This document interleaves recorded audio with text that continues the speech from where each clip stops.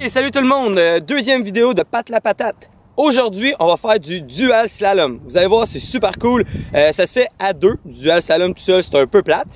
Donc pour ça, choisissez quelqu'un qui est en quarantaine avec vous. Vous allez voir, pour faire du dual slalom, dans le fond, vous avez besoin d'une bouteille de votre bike shop préféré de la région. Hein? On encourage local. Ça peut être un pot de beurre de pinot. Donc, ça passait proche de tomber. Donc avant de commencer, on va se faire un petit rappel des aspects techniques d'un virage, d'accord? Première des choses, le plus important, c'est de regarder où est-ce qu'on veut aller, d'accord? Donc cherchez du regard le prochain cône alors que vous êtes dans votre virage, d'accord? Ça va vous orienter. Deuxième aspect prioritaire d'un bon virage, ça va être la position des pédales, d'accord? C'est soit qu'on vire les pédales parallèles au sol ou qu'on vire avec la pédale opposée en bas. Donc, si je vire vers la droite, j'ai la pédale de gauche en bas. Ce que ça va me permettre de faire, c'est de premièrement pas accrocher ma pédale intérieure au sol et deuxièmement d'avoir vraiment un bon appui dans ma pédale et indirectement dans mes pneus dans le terrain. Troisième aspect, si on veut être sacoche pour faire des virages, c'est de pousser dans sa main intérieure, d'accord, dans un virage. Ce que ça va vous permettre de faire, vous le voyez ici, c'est d'incliner le vélo, d'accord? Donc ça va vous permettre d'être encore plus efficace. Et quatrième étape, si vraiment on se sent au top, ben on va aller chercher les hanches sorties. D'accord? Donc, on va pas rester complètement en haut de notre vélo comme ça. On va aller pousser nos hanches au-dessus de nos pneus. D'accord?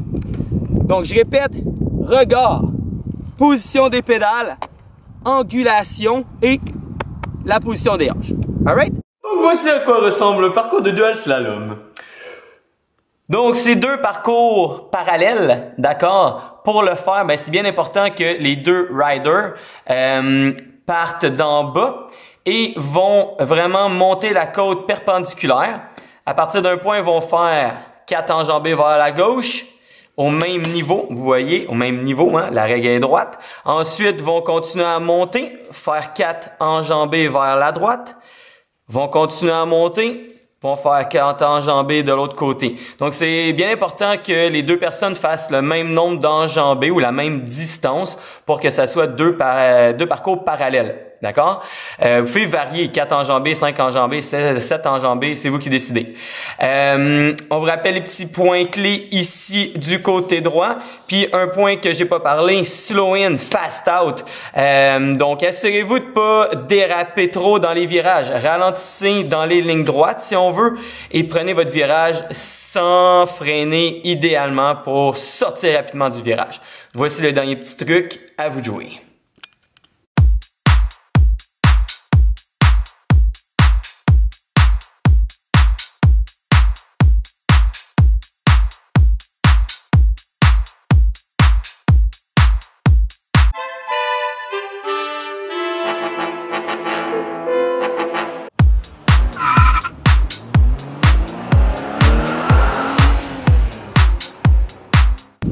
OK, donc, deux autres petits trucs. Baissez votre ciel. Deuxième, autre truc.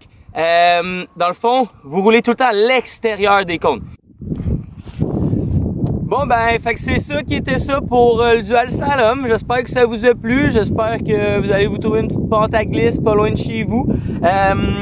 Si vous êtes tout seul, ben même si vous êtes tout seul à faire du vélo, l'autre personne pourra avoir une montre chrono puis vous chronométrer, question que vous améliorez sur votre parcours. Si vous voulez en faire longtemps du dual slalom, ben, traînez-vous tout le temps un pot de beurre de pinot, une petite lichette de fois de temps en temps. Fait que ben c'est ça la gang. Si vous avez besoin d'infos, de questions, de raisonnements, peu importe, ben les entraîneurs du Centre national, on est là. Ben hâte de faire un dual slalom avec vous. Salut!